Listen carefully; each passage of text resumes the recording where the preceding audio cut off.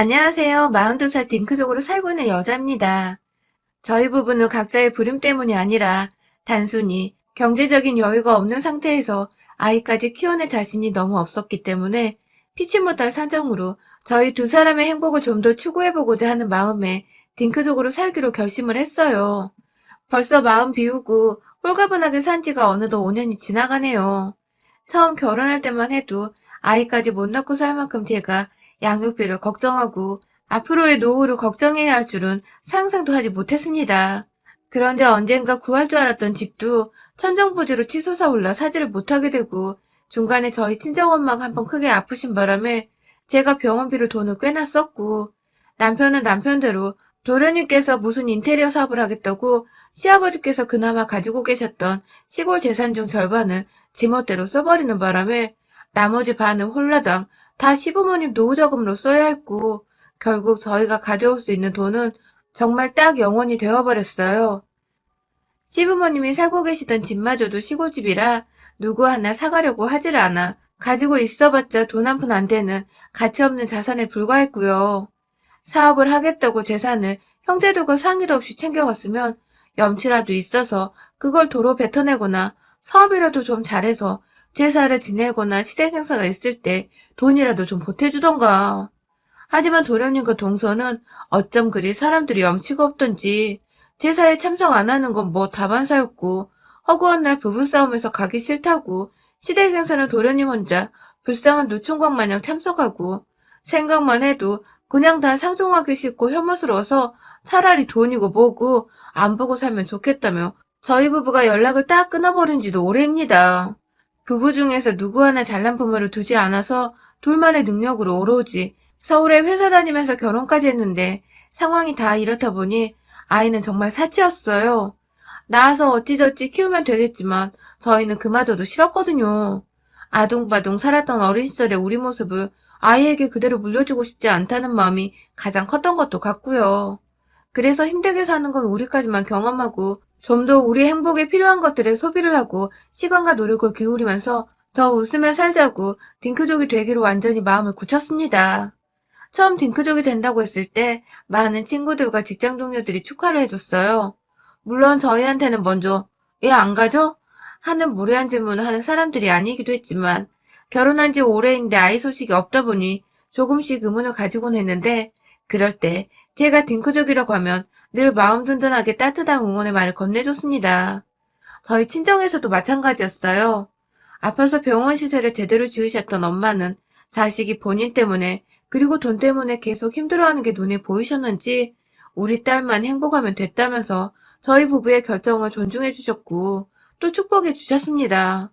언제든 마음이 내키고 상황이 나아지면 아이는 그때 가지면 된다면서 조급해 하지 말고 현실을 즐기라면서 내심 손주가 보고 싶긴 하셨는지 언젠가 가져도 된다는 말씀을 강요하시는데 그냥 웃고 넘겼죠. 그냥 저희의 결정에 동의를 해주신 것만으로도 참 감사한 일이었으니까요. 하지만 시댁은 정반대였습니다. 아이를 안 낳겠다는 결정이 중대한 사항이지만 그럼에도 저희 부부의 결정이 1순위가 되어야 하는 일이고 때문에 당장 이해해주지 못하시더라도 저희 결정을 비난까지 하실 거라고는 상상도 못했는데 시어머니는 노발 대발 아주 난리가 나셨어요. 주 이유는 제사를 누가 지내냐는 것이었습니다. 저희가 왜 딩크족이 되기로 했는지 같이 결심한 것에 대해 생각을 먼저 해주시기는커녕 당장의 여자인 제 몸에 문제가 있는데 둘러대는 거 아니냐는 비난부터 시작해서 집안의 제사를 그럼 누가 지내냐며 조상님들이 노하실 일이라고 펄쩍펄쩍 뛰기까지 하셨어요. 이 정도로 반대에 부딪힐 줄 몰랐던 저나 남편은 시어머니만큼 당황한 채로 어떻게든 설득을 해보려고 했지만 그놈의 며느리 네가 불임이냐는 제 탓을 지겹도록 귓구멍으로 박히게 들어왔던 제사 타령을 끝도 없이 해대시니 저도 그냥 다 짜증이 난다며 남편 혼자 시댁에 내버려 두고 집으로 돌아왔습니다. 이 집안에 시집은 죄밖에 없는데 왜 남의 집 조상들 제사를 그렇게도 내 앞에서 지내라고 타령을 해대는 것이며 도련님들도 자식이 있는데 왜 도련님네한테 제사를 강요하지 않으면서 꼭 우리한테만 제사 타령에 장남 타령을 해대시나 싶어 그것도 이해가 안 가고 답답했어요. 점점 화도 나기 시작했고요. 사실 시어머니께 장남 타령은 둘째입니다. 주된 이유는 시어머니께 도련님은 아픈 손가락이었기 때문에 제사고 뭐고 부담 하나 쥐어주지 않으려고 하시는 것이었죠. 저나 남편은 멀쩡한 회사를 다니고 있고 가지고 있던 푼돈이 없었을 뿐이지 다달이 모이는 돈이 그래도 제법 있었지만 도련님네는 정말 영혼에 가까웠거든요. 근데 시어머니는 그게 그리 억울하고 안타까우신지 저희 부부가 고생하고 양가 부모님 병원비, 노후비, 집안의 빚까지 다 갚아내고 있는 건 하나도 이해를 안 하시고 그저 둘째가 걱정이 된다며 죽어서도 둘째 생각에 눈을 못 감을 것 같다는 말을 남편 앞에서도 서스럼없이 하곤 하셨습니다. 그게 곧 저희 남편한테 둘째를 좀 도와달라는 소리였지만 저나 남편이나 그런 삶이 지칠 대로 지쳤던지라 나름 방법을 터득해서 모른 척 넘어갔고요. 그날 집으로 돌아오면서 남편의 전화도 받지 않은 채 경의선 철도 안에서 정말 꺼이꺼이 울었습니다. 저도 한때는 아이를 가지고 싶어 했고 또 지금도 계속 좋아하지만 아이를 낳아버리면 정말 우리 두 사람이 너무 아껴가면서 살아야 하니까 그런 희생을 감수하고 싶지 않아 신중하게 저희 두 사람의 미래를 가장 크게 고려하여 내린 결정이었는데 한순간에 제가 불임이냐고 저부터 의심하고 절 째려보기까지 하던 시어머니의 표정은 제게 내내 큰 상처였어요. 집에서 뒤늦게 돌아온 남편은 오는 길 내내 전화를 받지 않은 저를 걱정했는지 정말 헐레벌떡 달려오느라 땀이 흥건했어요. 오자마자 눈이 퉁퉁 부어있는 저를 안아주면서 주위 사람 신경 쓰지 말자는 남편의 그 한마디가 제겐 아직도 두고두고 가장 힘이 되고 의지가 되는 말이었습니다. 그때부터 자연스럽게 저희 부부는 시댁 어른들과의 마찰을 최소화하기 위해서 노력했어요. 그래봤자 얼굴을 안 보는 것이 최선의 방법이었지만 말입니다. 정말 맘 같아서는 제사도 확 제껴버리고 싶었는데 딩크족을 선언한 후 거의 매일같이 제 핸드폰으로 전화를 하셔서는 농담이지? 정말 애 못 가지는 거야? 등의 말로 딩크족 선언을 취소하라 닥달을 하시는 시어머니를 말리기 위해선 직접 집에 한 번은 찾아가 다시 한번 쐐기를 박으며 애를 안 낳겠다는 말씀을 드려야 할 것 같았습니다. 그래서 꾸역꾸역 제 할도리는 해야 한다면서 제사를 지내러 개고생을 하러 시댁에 갔고 그때마다 들려오는 불임 타령에도 애는 안 낳습니다. 하는 말대꾸를 남편과 쌍으로 시전하면서 몇 차례 더 언지를 드리곤 했습니다. 결혼 준비를 하는 것부터 시작해서 지금의 전셋집 구하고 신혼가구 드리는 자잘한 것들까지 돈 한 푼 보태지 않으셨던 시어머니께서는 뭐 그리 도리는 찾으시는지 자꾸만 애를 낳으시라 하시고 급기야 도련님도 모자라 시아버지까지 동네 노인정에서 잘 알지도 못하는 이웃 노인한테 보증을 서주시는 바람에 저희 남편이 대신 5천만 원을 갚아드린 적도 있거든요. 그때도 시어머니는 고맙다 혹은 미안하다는 인사는커녕 돈이 더 여유가 있으면 가끔 둘째 불러다가 고기도 사 먹이고 애들 키우는데 돈 많이 드니까 용돈도 좀 쥐어주고 하라면서 진짜 열불나 죽겠는 소리를 해대시며 뻔뻔하게 이래라 저래라 돈 쓰라 강요를 하셨습니다. 생각할수록 정말 너무하다 싶었죠. 이렇게나 돈이 많이 들고 애 하나 키워도 이것보다는 돈을 덜 쓰겠다는 정도로 많은 돈을 매번 빌리고 날리시는 시아버지와 도련님 때문에 저희 부부는 모아놓은 돈들을 자꾸만 깨고 잃어야 했는데 시어머니는 그 돈이 다 어디서 뚝 떨어진 공짜돈이라고 생각을 하시는 것 같았습니다. 이래서 저희가 애 키우기 부담스럽다고 안 낳겠다는 건데 시어머니는 오로지 빌려주는 돈만큼 우리가 더 많은 돈을 가지고 있을 거라 생각을 하시는 건지 늘 돈이 뭐가 없냐면서 없다가도 생기는 게 돈이라면서 세상 물정 모르는 소리만 해대셨어요. 저희가 오로지 둘이서 돈을 잘 모았더라면 서울 안에 조그만 아파트라도 진작에 샀을 것이고 그러면 지금보다 10억을 웃도는 아파트들을 보면서 헛웃음을 튀고 있지는 않았을 텐데 말입니다. 그렇게 한 해 두 해 5년 동안 쉬지도 않고 저희 부부는 시어머니로부터 딩크족이라며 갈굼을 당했고 옆에서 돈을 여러 번 더 날리시던 시아버지는 도무지 염치가 없으셨는지 한마디도 거들지 않으셨으나 제가 시어머니로부터 혼이 날 땐 그게 꼬셨는지 늘 옆에 와 구경을 하셨어요. 저는 도무지 내가 애를 안 낳겠다는데 왜 시어머니로부터 왜 불임이란 소리를 쳐들으며 초라해져야 하는지를 이해할 수 없었으나 교묘하게 남편 없을 때만 제 옆에 와 너 진짜 불임 아냐? 라고 떠보면서 잔소리를 시작하시는 시어머니의 꾀를 당해낼 재간이 없었습니다. 점점 시간이 지날수록 제 마음이 지쳐갔기 때문에 대꾸할 힘도 솔직히 없었고요. 천만다행인 것은 아이가 있는 도련님네가 집에 왔더라면 제가 더욱 비교를 당하면서 모진 소리를 들어야 했을 텐데 이놈의 싸가지 없는 동서는 또 부부싸움을 이유로 대면서 제사 지내기 싫다고 시댁에 한번 오지를 않았고, 저희 남편이 도련님께 돈도 빌려줬었고, 시어머니가 제사 지내는데 필요한 돈도 시어머니께 따로 드리면서 돈을 여러 번 쓰고 있었음에도 고맙다는 인사치레 한 번 안 한 채 그저 자기 일이 아니라고, 자기는 맏며느리가 아니니까 신경 꺼도 된다는 듯이 없는 사람처럼 지냈어요. 뭐 덕분에 저 혼자 며느리 도리는 다 하면서 돈은 돈대로, 신경은 신경대로 쓰고 살았지만 집안에 도련님 아이가 없는 것만으로도 시어머니가 비교할 거리가 사라진 것이었기에 천만다행이라고 생각을 하곤 했어요. 참 싫은데 다행이고, 없어서 짜증나는데 또 다행이고, 뭐든 불평을 해야 하는데 그냥 주저하게 되던 모든 상황들이 너무 한탄스러웠습니다. 그래도 참았어요. 1년에 제사는 몇 번 없으니 딱 그 시간 동안만 1년치 먹을 욕을 다 먹고서 또 훌훌 사라져 내 일상을 살아가면 되었으니까요. 그런데 작년 말부터 더 이상 이렇게 사는 건 불가능해졌습니다. 시아버지께서 중풍에 걸리셨다가 완전히 노인성 치매에 걸리신 바람에 일상생활이 불가능해지셨거든요. 정말 갑작스럽게 일주일도 안 되어 벌어졌던 일들인지라 남편이나 저나 그리고 함께 사는 시어머니나 아주 난리가 났었죠.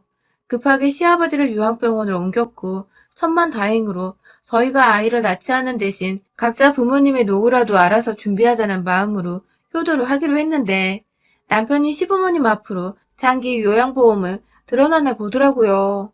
그래서 저희가 금전적으로 아주 많은 돈을 들일 필요는 없었고 그 바람에 좋은 건지 나쁜 건지는 모르겠으나 시어머님이 애를 안 낳는다고 욕을 하시는 모습이 쏙 사라졌답니다. 남편이 시아버지 입원비를 계산하면서 옆에 있던 시어머니께 대판 뭐라고 했거든요. 애 안 낳는 대신 엄마 아빠 보험이 넣어서 지금 입원비 낼 수 있는 거야.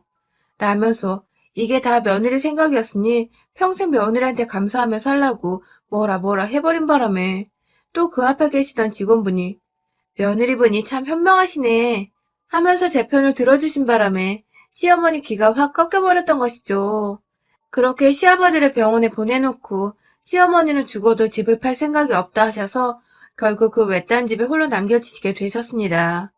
어차피 팔려고 해도 안 팔리는 시골집이라 돈도 안 되는 집이었던지라 집 관리를 하는 겸 시어머니가 그곳에 쭉 계시는 게 나쁘지만은 않다고도 생각을 했어요. 다만 시어머니가 외로워하시고 전보다 우쩍해 하실 거란 생각에 마음이 쓰여서 남편과는 보다 자주 시댁에 찾아뵙기로 했죠. 그간 당했던 것들을 생각하면 절대로 시어머니를 어른 취급해드리면 안 되었는데 제 마음이, 저도 부모가 있다 보니 남편의 마음이 이해도 가서 어쩔 수가 없었습니다.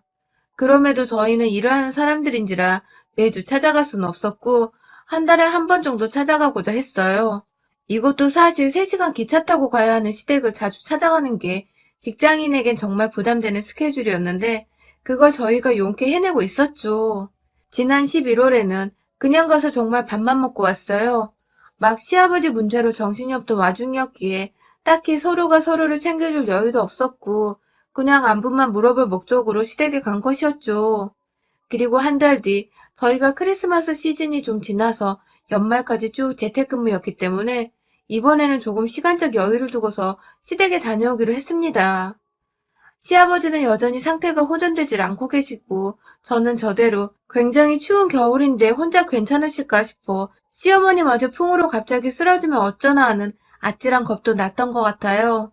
바리바리 어디 나가지도 못하니까 먹을 건 미리 집 가는 길에 장을 봐서 갔는데 미리 이야기를 해드리고 왔는데도 시어머니는 노인정에서 노시느라 집을 하루 종일 비워놓으셨죠. 기껏 걱정돼서 찾아오는 아들 며느리 보기에 미안하지도 않으신지 생활비는 생활비대로 받고 계시고 남편 되시는 분 입원비도 저희가 다 부담하고 있는 중인데 따뜻한 밥 한 끼를 도대체 해주질 않으시던 시어머니. 그리고 보니 지난달에도 밥은 제가 직접 차려서 먹었더라고요. 이번에도 보란듯이 노인정에 계시다가 막걸리에 아주 살짝 취해 들어오신 어머님은 저희가 저녁까지 밥을 안 먹고 기다리고 있자 이것들이 누굴 시켜 먹으려고 아직 밥을 안 처먹었대 하면서 저를 향해 주먹을 불끈 쥐시면서 혼을 내시더군요. 참 너무하시죠, 우리 시어머니. 결국 급하게 배고플 남편 걱정하며 후라이팬 위에 삼겹살부터 구웠습니다. 밥까지 할 시간은 없을 것 같아서 그냥 고기에 이것저것 상투쌈을 꺼내서 간단히 먹고자 했어요. 그런데 한참 고기를 굽고 있자 시어머니가 옆에 와 자기도 배고프다며 밥을 왜 안 했냐고 또 알아서 좀 못하니? 하며 혼을 내셨어요. 졸지에 고기를 굽다 말고 헐레벌떡 밥을 지으려는 저를 본 남편은 덩달아 달려와 왜 소리를 지르고 그래? 하면서 제 편을 들어줬지만 그건 결국 시어머니의 성질머리를 더 건드리는 꼴이었습니다. 씩씩거림을 일자로 참고 안방으로 들어가 있던 시어머니는 한참 뒤 밥까지 다 지어지고 고기까지 구워져 부엌 식탁에 밥상이 차려지자 귀신같이 알아채고는 밖으로 나오셨어요. 식탁 한번 쑥 훑더니 가운데 자리에 앉아 먼저 밥을 드시기 시작한 시어머니는 처음엔 정말 한마디를 안 하셨는데 점점 저를 향한 시선이 느껴졌습니다. 밥 먹다 말고 뭔가 싶어 시어머니를 쳐다보니 글쎄 고개는 밥그릇을 향해 숙인 채 눈만 멀끔 떠서 저를 쳐다보시며 무슨 공포영화에 나오는 좀비 마냥 입에 밥을 넣고 계시는데 제가 정말 놀래서 숟가락을 던져버릴 뻔했네요. 시까방 나중에 마음 진정시키면서 밥을 먹는데 뭔가 자꾸 기분이 이상해 시어머니를 보면 또 저를 노려보고 계시고 진짜 밥 먹다 체해도 이상할 게 하나도 없었습니다. 그런데요. 시어머니가 자꾸만 아이씨 하면서 한숨을 쉬고 짜증난다는 티를 팍팍 내시더라고요. 그리고 곧 그 소리가 어쩔 때 나는 소리인지를 눈치채게 되었죠. 제가 무슨 반찬 하나를 짓겠다고 젓가락을 들면 아우 하면서 한숨을 쉬시고 국물이라도 수저에 담아 입에 집어넣으면 일부러라는 듯 의자를 박차고 일어나 물을 떠오셨어요. 자꾸만 제가 뭘 입에 집어넣으려고 하실 때마다 잔뜩 짜증난다는 티를 내시니 저 밥 먹지 말란 소리인 줄 알고 저도 자연스레 수저를 놓게 되더라고요. 남편은 그 와중에 연말이라고 연락 오는 선후배들 인사 전화한다고 부엌과 방을 왔다 갔다 하면서 밥을 먹고 있었고요. 밥 먹는데 짜증나게 하는 건 오히려 남편이었는데 그냥 조용히 밥 먹는 저한테 자기 기분 나쁘다 화풀이 해대는 시어머니를 저도 점점 아니 슬슬 짜증이 솟구쳐서 도저히 그냥 넘기지 못하겠었어요. 그럼에도 연말에 기분 좋게 마무리를 하고 싶어서 정말 웬만하면 참자는 마음으로 제 마음을 다스려보고 있던 중 남편이 통화를 끝마치고 자리에 돌아왔습니다. 밥을 먹다 말고 제가 아무것도 먹지를 않고 있자 자기 왜 안 먹어? 하면서 제 걱정을 해주더라고요. 그래서 저도 말했어요. 눈치 보면 밥 먹기가 힘드네. 하고 말이죠. 그러자 남편은 자연스레 자기 엄마를 쳐다봤고 시어머니는 고개 숙여 밥 먹다 말고 제 말에 기가 찬다는 듯이 고개를 쳐들고 올려다보더니 급기야 야 이년아 하며 숟가락으로 제게 삿대질을 하셨습니다. 그리곤 지금도 제가 사연을 적어보면서 맞게 들은 게 아니라고 믿고 싶은데 너무 충격적이고 생생해서 적으며 손이 다 떨리네요. 글쎄 저한테 쌍팔년도에 너 같은 년이 이 집에 들어왔으면 집안 말아 먹었어. 이 애도 못 낳는 장애인년이? 라고 하시는 게 아니겠어요? 장애인이랍니다. 저보고 애를 안 낳겠다는 멀쩡한 사람한테 장애인이라고 애꿎은 분들로 비하를 하는 것도 모자라 집안 말아먹을 년이라며 사람 수치스러운 말을 죄다 꺼내 사람 골 때리게 만드는 이 여자. 제정신이 아니라는 생각부터 들더군요. 안 그래도 눈치 보여 진작부터 밥은 안 먹고 있었다만 저도 모르게 밥숟가락을 한 번 더 들어 올렸다가 식탁 위에 내리쳤습니다. 무슨 말을 그따구로 해요? 하면서 저도 모르게 시어머니 머리끄댕이를 잡고서는 그대로 제가 있는 방향으로 그러니까 제 앞으로 당겨버렸어요. 그 바람에 시어머니는 그 사이에 있던 식탁 위에 얼굴을 그대로 내리꽂으셨고 그 바람에 몇 없던 반찬이었지만 시어머니 냉장고 안에 있던 시골김치랑 멸치젓갈이 시어머니 얼굴 곳곳에 묻어났죠. 저는 거기서 그치지 않고 계속해서 굽는다고 바로 옆 가스레인지 후라이팬 위에서 지글거리고 있던 삼겹살을 기름 닦는다고 옆에 뒀던 키친타올로 집었다가 시어머니 면상을 향해 다다닥 던져버렸어요. 무슨 비비탄 총 쏘는 것 마냥 조각나 지글지글 구워주고 있던 삼겹살을 던져댄 것이죠. 그것도 모자라 분이 안 풀려서 결국 옆에 제가 상추 씻고 아깝다며 물 한 가득 담아둔 빨간 대야 안에 그 찬물을 그대로 이고서는 밥상 위에 시어머니 머리를 향해서 정말 인정사정 없이 부어버렸답니다. 집안은 아주 아수라장이 되어버렸어요. 삼겹살에 반찬에 섞인 시뻘건 양념장과 기름이 둥둥 떠다니는 물들이 식탁 위에서 아래로 뚝뚝 시어머니의 머리에서 발끝으로 뚝뚝 떨어져 내려가고 있었고 저는 도저히 이 집안에서 잠이고 뭐고 자기도 글렀다면서 혼자 가방 챙겨서는 그 시골에서 콜택시를 불러다가 인근 시내의 모텔로 가려 했어요. 물론 남편도 어머님 말씀에 충격을 받았던지 뿌린 대로 거둔 거라며 내가 누누이 며느리한테 잘하라 하지 않았냐며 고기벼락에 물벼락까지 맞은 자기 엄마를 그대로 내버려 두고 절 따라 나오더군요. 혼자 택시 타고 가면 위험하다면서요. 얼마나 아들까지 진절머리가 나게 했으면 그 봉변은 당했는데 아들한테서 도움 한 번 못 받을까 싶어 참 시어머니 인생도 난장판의 개판이더군요. 아무튼 그날 그 짓을 저질러버린 후 저는 앞으로 다시는 시댁의 일도 발걸음을 하지 않을 것이라 다짐을 하였고 남편에게서 각서까지 받아냈습니다. 장애인이라고 비하한 시엄마 죽어도 재산을 못 지내준다고 니네 엄마 돌아가셔도 혼자 장례 치르라고 했네요. 덕분에 저는 요양병원 다니며 시아버지 좀 챙겨드리고 그냥 저희 부모님이나 한 번 더 신경 써드리면서 단순하게 전보다 마음은 더 편하게 지내고 있는 중이고요. 덩달아 남편은 시어머니께 따로 연락을 드리지 않은 채 도련님께 책임을 물으며 어머니와 인연 끊겠다고 아버님은 우리가 챙길 테니 어머님 노후나 요양은 니들이 알아서 하라며 안 그럼 법적으로 고소해서 니들이 꼬간 돈부터 당장 갚게 하겠다고 하니 도련님은 도련님대로 달라진 남편의 태도에 쫄아서는 알겠다고 무조건적으로 동의를 했나 보더라고요. 도련님 딴에는 병원비 나가는 시아버지보다 시어머니 케어하는 게 더 수월할 거라고 이득이라고 생각을 했을 수 있겠으나 저희는 알고 있었죠. 이 가족 중 시어머니가 제일 또라이라는 것을요. 그렇게 저는 새해부터 지난 수년간의 시어머니로부터의 괴롭힘과 알게 모르게 느꼈던 장남의 와이프라는 죄책감, 책임감으로부터 완전히 해방이 되어 요즘 딩크족 선언 후 가장 홀가분하게 제 삶을 살아가고 있습니다.